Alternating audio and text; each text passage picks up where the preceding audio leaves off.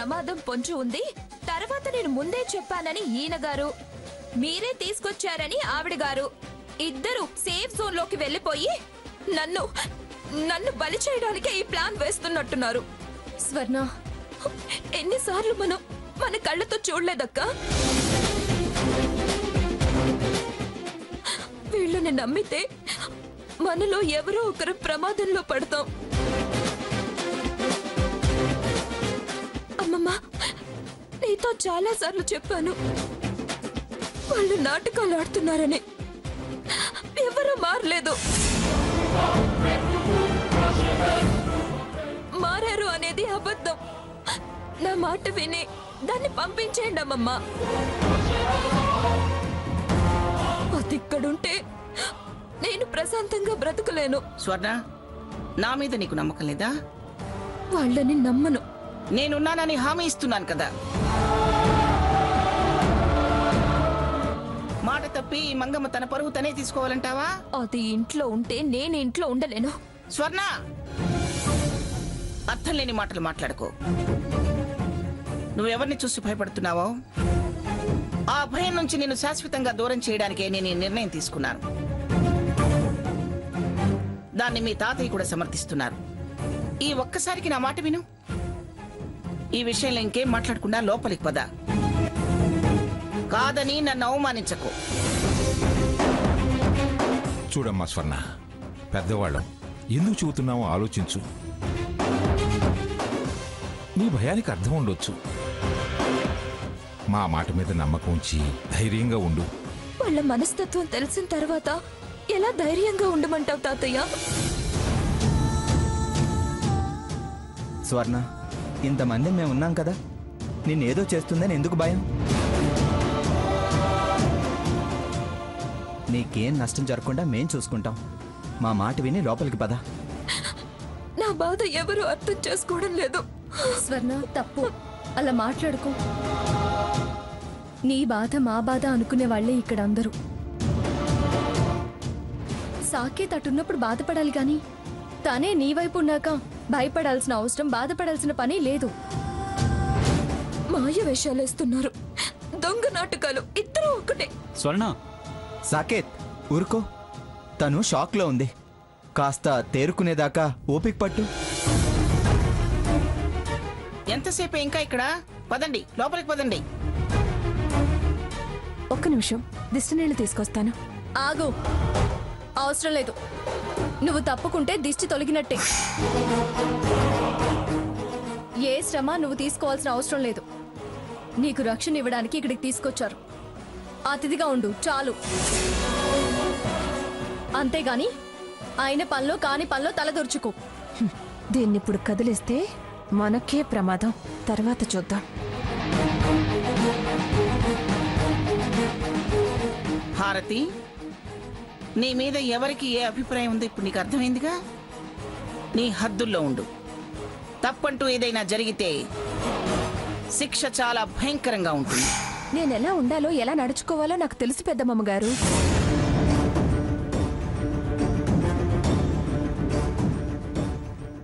చూసావా ఎలా మాట్లాడుతుందో? స్వర్ణ, నిన్ను మాట్లాడొద్దని చెప్పానుగా.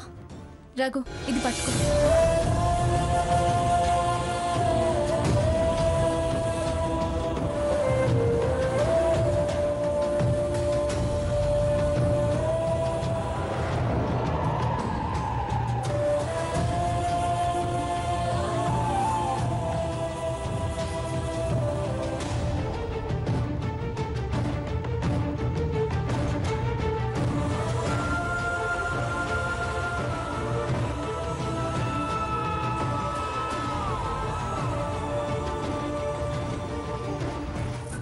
స్వర్ణ, పద వెళ్దాం.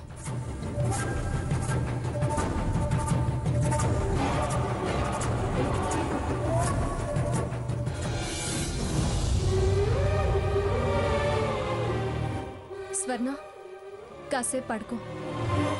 నువ్వింకేం ఆలోచించుకో. అదేమైనా పిచ్చి ప్రయత్నాలు చేస్తే దానంతా నేను చూస్తాను. నువ్వెన్నైనా చెప్పక్క, వాళ్ళిద్దరూ ఒకటే. కాదు స్వర్ణ, సాకేత్ పూర్తిగా మారిపోయాడు. నీ భ్రమ అస్సలు మారలేదు. ఈ ప్రమాదానికి కారణం వీళ్ళే. వద్దు స్వర్ణ, ఆ అభిప్రాయాన్ని బలపడనివ్వకు. అనుమానానికి మీ మధ్య స్థానం ఇవ్వకు. అది కాపురాన్ని సజావుగా సాగనివ్వదు. సాగుతుందనే నమ్మకం నాకు లేదక్క. ముందు అలాంటి ఆలోచనలు మనసులోకి రానివ్వకు. పడుకో పడుకో పడుకో.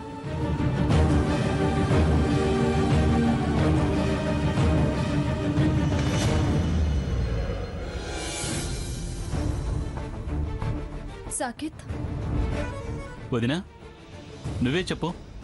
నువ్వు న్యాయంగా ధర్మంగా మాట్లాడతావుగా, నువ్వే చెప్పు. గ్రాని కానీ తాతయ్య కానీ చేసింది కరెక్టా? దాన్ని ఇప్పుడు ఇక్కడికి తీసుకురావడం కరెక్టా? అమ్మమ్మ గారు చేసింది కరెక్టే సాకేత్. ఆ హారతి బుద్ధి తప్పుడుదే కావచ్చు, తప్పు చేయొచ్చు. కానీ ఆవిడ కోసం అమ్మమ్మ గారు ధర్మం తప్పాలా? ప్రమాదం అంటుంటే ధర్మం ధర్మం అంటారు. కోరి యముడికి ఆశ్రయం ఇచ్చినట్టుంది వీళ్ళ ధర్మపాలన. సాకేత్, నీ మార్పులో నిజాయితీ ఉంటే నువ్వెందుకు భయపడుతున్నావో నాకు అర్థం కావడం లేదు. నీకు నీ భార్యని రక్షించుకోవాలనే కోరిక బలంగా ఉంటే ఎవరినైనా ఎదిరించొచ్చు, భయపడి పారిపోవద్దు. నువ్వేంటో నీ ప్రేమేంటో స్వర్ణకు తెలియచెప్పడానికి దీన్నే అవకాశంగా మలుచుకో. నువ్విప్పుడు ఆలోచించాల్సింది ఆ హారతి గురించి కాదు. నీ మీద వేరే అభిప్రాయాన్ని ఏర్పరచుకోకుండా స్వర్ణని గెలుచుకో. నీ ధర్మాన్ని పాటించు. నా మార్పు మీదే అభాండాలు వేస్తుందన్న భయం. అక్కడంతా చూశారుగా, ఏ పాపం ఎరుగని నా మీద ఎంత నింద వేసిందో. అదేగా స్వర్ణకి నా మీద అనుమానానికి కారణం. అదొక్కటే కారణం కాదు, చాలా కారణాలున్నాయి. ఇప్పుడు జరిగిపోయిన వాటి గురించి ఎందుకు, జరగాల్సిన వాటి గురించి చూడు. ఇలా మీరు ధర్మం ధర్మం అంటూ దుర్మార్గాన్ని చేరదీశారు. ధర్మం అంటూ సమర్థించుకుంటుంటే నేను ఎలా కొత్త ఆలోచనలు చేయగలను? ఆ హారతి ఇంట్లో ఉండడం నాకు అస్సలు నచ్చట్లేదు. ఇంకొకసారి ఆలోచించి నిర్ణయాన్ని మార్చుకోమని గ్రానీకి చెప్పు. ఇప్పుడే నిర్ణయం మారదు. కానివ్వు. ఎప్పుడు ఎవరి మాట విన్నావు కనుక ఇప్పుడు ఈ మాట వినడానికి? ఎప్పుడు నీ మాటే చెల్లుబాటు కావాలి. కానివ్వు, అంతా నీ ఇష్ట ప్రకారమే కానివ్వు. రై సాకేత్, మంగా, వాడి చిరాకు తగ్గాక తిరిగి వాడే ఇంటికి వస్తాడులే, పద. అవునమ్మమ్మ గారు, పదండి.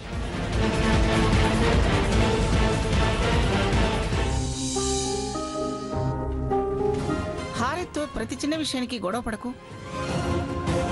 హారతి పెళ్లి చేయడానికి నేను ఆల్రెడీ మాటిచ్చాను. పెళ్లి పందిరి కూలి పెళ్లి చెడిపోయినా ఆ హారతి పెళ్లి చేయడానికి నేనున్నాను కదా, నువ్వెందుకు కంగారు పడతావు? నీ వరస చూస్తుంటే జీ తెలుగులో ప్రారంభమైన అమెరికా అమ్మాయి సీరియల్లా ఉంది. వాళ్ళ వీళ్ళలా పెళ్లి చేయడానికి నేను కూడా ఒక ఫ్రెండ్లా భావించే హారతి పెళ్ళే కదా చేస్తానంటున్నాను. అమెరికాలో పుట్టి పెళ్లి చేసుకుంటున్నా? అమెరికా వాళ్ళ సాంప్రదాయాలు వేరు, ఇండియా వాళ్ళ సాంప్రదాయం వేరు. సాంప్రదాయాలు వేరు కాదమ్మమ్మ గారు, మనుషుల మధ్య ప్రేమ ముఖ్యం. నిన్న మీరు అమెరికా అమ్మాయి సీరియల్ చూసింది కొంచెం మాత్రమే. ఆవిడ ఇండియాకి వచ్చాక ఎన్నో మలుపులుంటాయి, చూస్తూ ఉండండి. సర్లే, స్వర్ణ దగ్గరుండి దానికి ఏం కావాలో చూడు. అసలే అది కంగారు పిల్ల. వెళ్ళు. హ్మ్.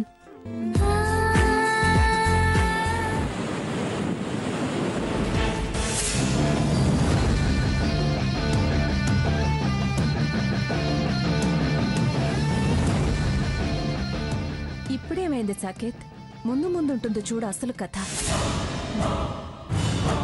ఆట మొదలైంది, నా రూటు మార్చాను. ఇప్పుడు నేను వేసే ప్లాన్స్ ఎవరికి అంత తేలిగ్గా అర్థం కావు. నీకు నీ భార్యకు మధ్య ఎప్పటికీ మీరు కలవలేనంత గ్యాప్ క్రియేట్ చేస్తాను. ఆ గ్యాప్లో నేను ఫిక్స్ అయ్యి నీకు దగ్గరై తీరుతాను. చూస్తూ ఉండు.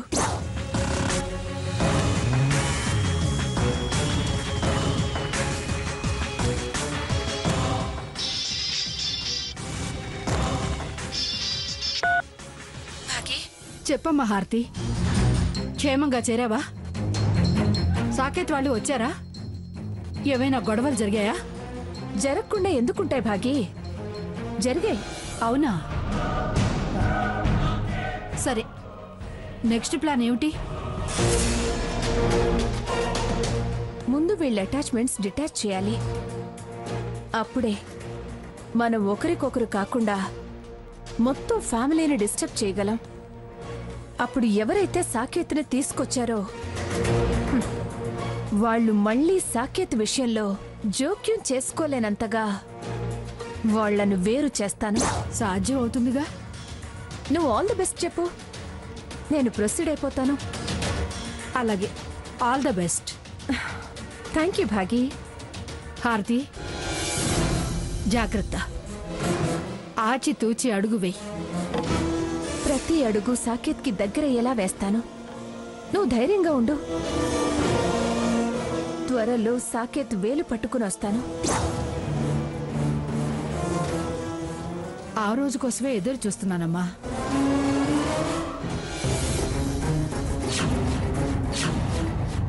భాగి, ఉంటాను. నేను మళ్ళీ ఫోన్ చేస్తాను.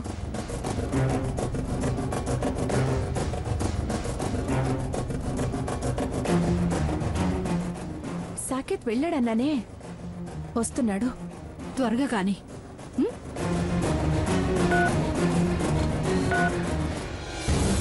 హీరో గారు ఎక్కడికి వెళ్ళారో? మొహం వేలాడేసుకుని వస్తున్నారు. చెప్తాను.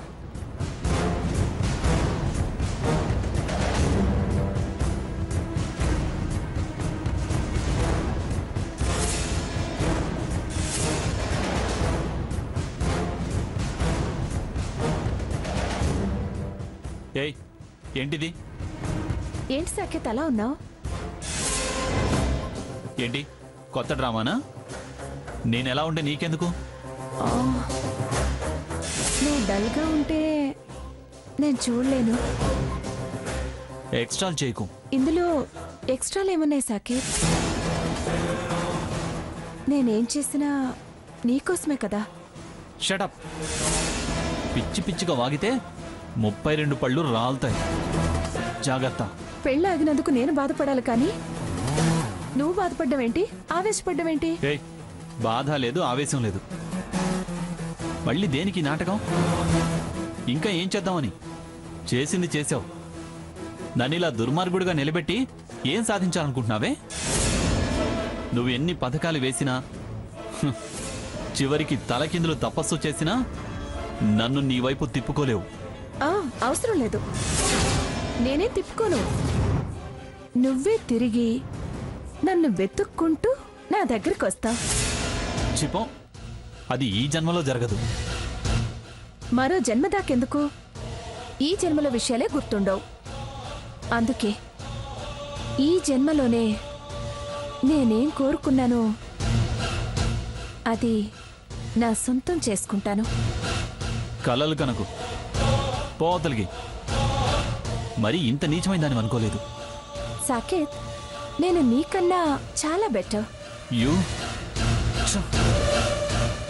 నా ఆశల్ని అసహించుకుని నన్ను నిరాశపరిచేలా ప్రవర్తించావు. అందుకే నిన్ను సాధించాలని కంకణం కట్టుకున్నాను. సాధించి తీరుతాను సాకేత్. నన్ను దోషిగా నిలబెట్టి సాధించి ఏం సుఖపడతావే? నాకు అన్యాయం చేయాలని చూస్తే నీకీ భూమి మీద స్థానం లేకుండా చేస్తాను. జాగ్రత్త. సరే, వెళ్ళు. ముందు నీ స్థానం నువ్వు కాపాడుకో. ఆ తర్వాత నా స్థానం గురించి ఆలోచించొచ్చు. వెళ్ళు.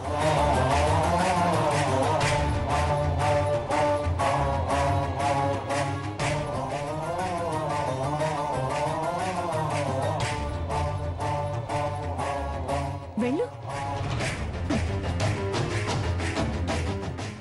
నాకు ఈ భూమి మీద స్థానం లేకుండా చేస్తావా? నీకు ఈ ఇంట్లో స్థానమే లేకుండా పోతుంది.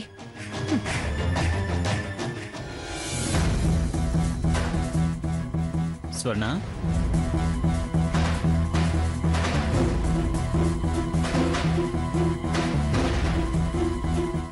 స్వర్ణ, స్వర్ణ,